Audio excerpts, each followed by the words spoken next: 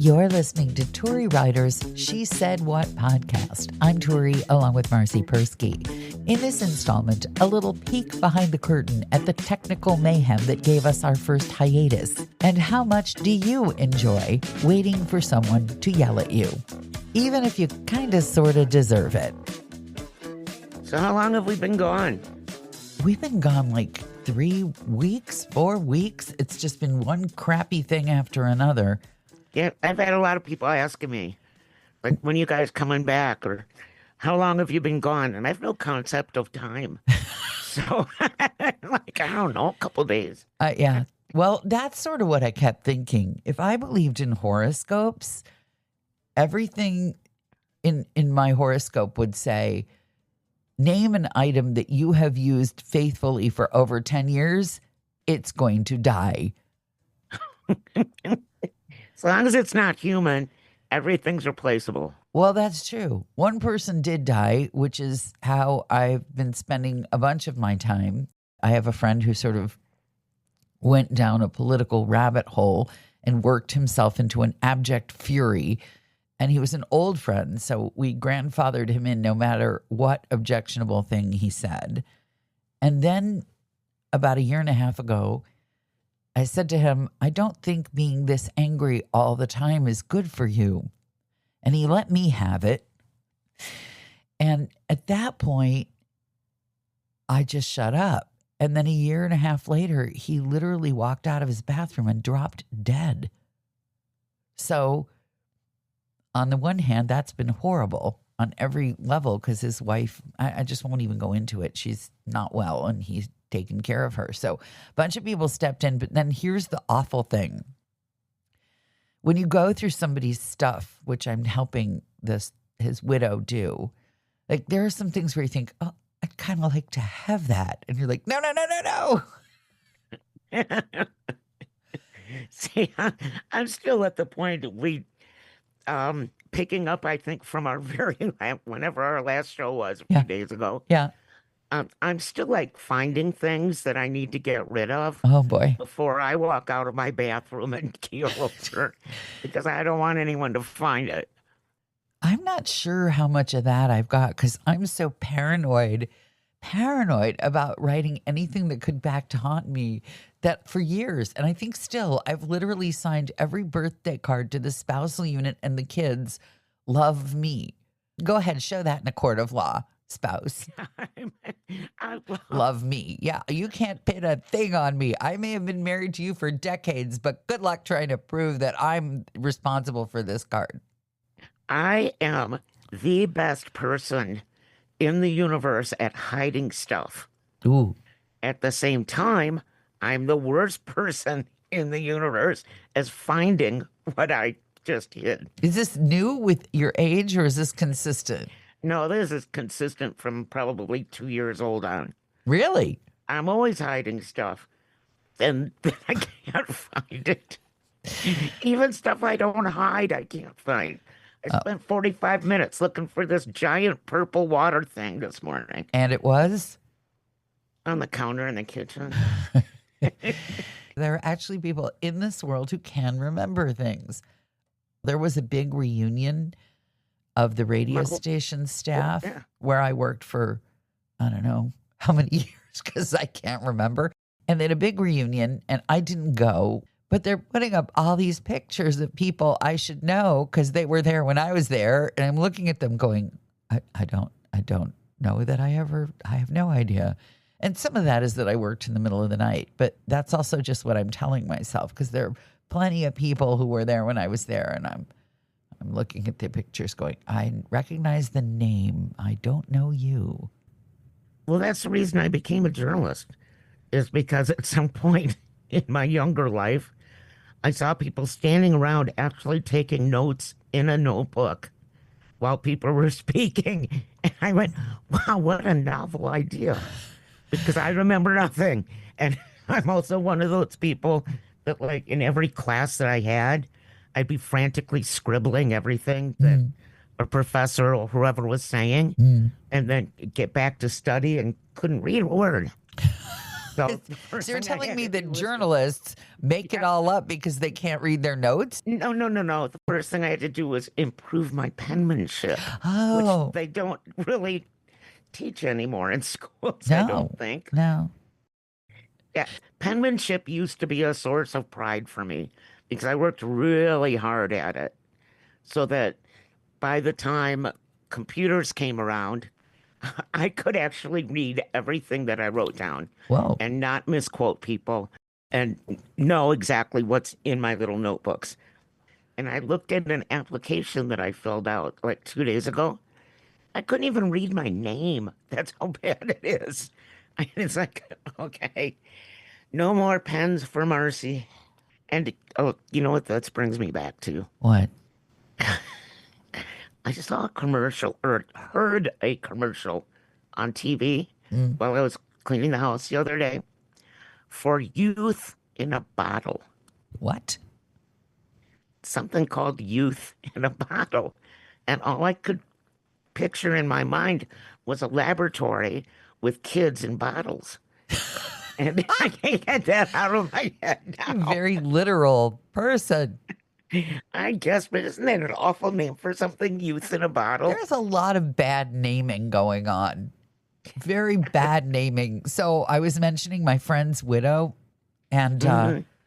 I don't know if I'm going to get in trouble for this, but there's an organization, and I think I've got this right. And the name of the organization is Partners in Aging. And I thought to myself, well, that makes it sound like they're just as old and falling apart as you are. Why would you want a partner in aging? You want somebody who's going to stay young so they can carry your stuff. I don't want, what I want is an organization called We Never Age, or Only Young People, or, Strong Young People. That's what partners in it. What good does that do me? I got those all around me. Anybody who's my age is my partner in aging at this point. What is the point of that? I have a partner in, what do you call it? Youth? What I consider youth at Yeah, my yeah. You have a age. baby husband. Well, all he does is complain about getting older. And every time he does, I want to like punch him. But you can't because your wrists don't work because you're so old and falling apart. It's safe for him there. Exactly. He's Exactly. you're his safe place. Speaking of my partner, here's the big news from the whole time that we've been gone. Jerry, the dog, Yeah. Jerry Dingus Garcia, Yes. who started out as a little puppy and is now like a pony and is not even a year old yet, finally did something really, really bad. Oh no. And do you ever have you ever done anything like in the morning and then sweated about it all day because you knew that you were going to have to tell someone or they're going to find out and you're going to get in like big time trouble? Usually it's if I've said something on the air and I said it in like the middle of the night or the off hours, and I know that listeners are going to complain in the morning to the management. Well, Jerry still wakes me up every morning at 4 a.m. So I have to schlep out of bed, let him outside. Now Belly, the bulldog, goes with him. They go to the bathroom, they come back in, and then I usually turn on the air conditioner and go back to sleep on the couch Uh-oh. because it's hot out and we live in a log house, which means no insulation, blah, blah, blah, blah, blah. Okay, so And again, for our new listener, it is in the mountains of Arizona where even in the mountains, it does get hot. yes, now it does. So I'm sleeping on the couch, and while I'm sleeping, I'm hearing a noise. Wait, I just want to pause you there. Sometimes there are things you hear in your sleep where you think, is this worth actually getting up for or not? Now, clearly, as you tell this story, you've decided not. I decided not. Because, I mean, this dog has toys everywhere, especially chew toys. Oh, God. And I have been telling husband, don't leave stuff laying around. Oh. Because this puppy, he's still a big puppy, and he hasn't really done anything bad since we've had him. And we've had him now for, I think he's like 10 months old. Well, I opened my eyes and there's pieces of Birkenstock everywhere. Whose were those? Not mine. Oh, Yeah. And those aren't cheap. Those Birkenstocks. no, they're not. And I've been in the doghouse with the dog now but I ordered new ones and they're supposed to come today. I They have don't look anything like the ones the dog ate because I had to find them on sale, of course. But I thought it was going to be worse. I thought you were going to say that the dog had somehow gotten into the air conditioning and destroyed that. And I know Oh, that that's too was tall. years out of your life. Yeah. But he's tall. You remember you began this story by saying he was now the size of a pony. yes, he is a big boy, and he has very giant big boy balls. He's not fixed yet. And You I know, need this dog I to think settle down. this maybe should apply to human boys, but that's not going to make me a lot of friends amongst our 3 podcast listeners. They're Yeah, 3 he's- years old. You might want to neuter them, at least temporarily. And I've raised 2, so I know what I'm talking about. Yeah, there you go. Yeah, but he ate the Birkenstock, and so things have been tense in the house.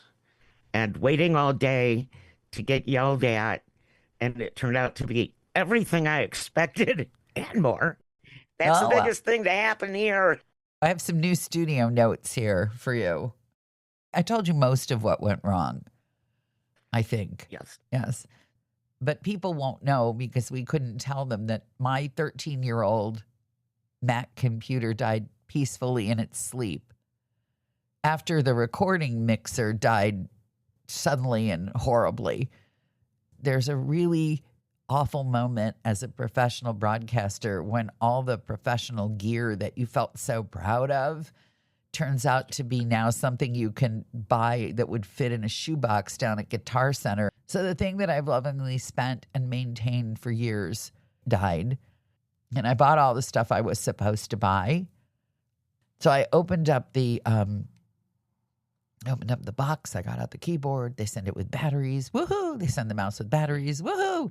And I look for the little thing that plugs it all into your computer, and it was nowhere. And I thought I dropped it. I took my whole house. I had 3 people looking all over the floor for 4 days. We couldn't find it. And finally, we decided there was some defect. And as we're packing it back up to take back to the store, tucked into a little corner of the cardboard in the place where you would never even open it, is the thing. It's the size of a dime. It used to come inside the mouse, and now it's tucked into it. So that's another week out of my life, right? And then I buy this fancy camera. It doesn't work. I try it on 4 different computers. It doesn't turn on.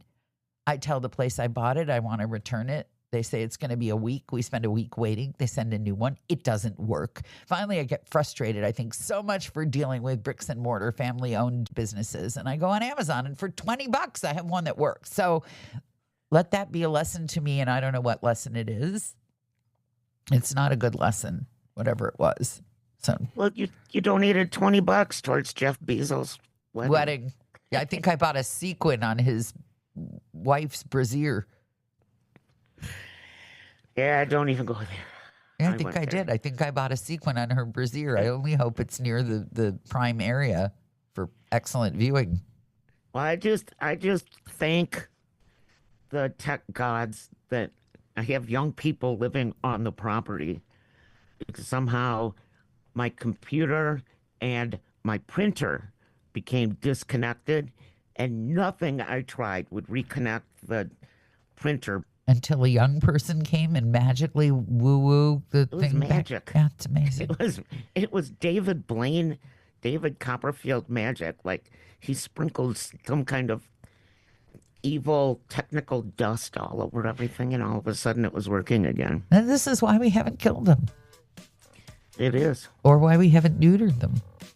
Yeah, why we haven't neutered them. Yeah, That's right. this is it. You've just explained it. I think we're right where we need to be for our return podcast. Full circle.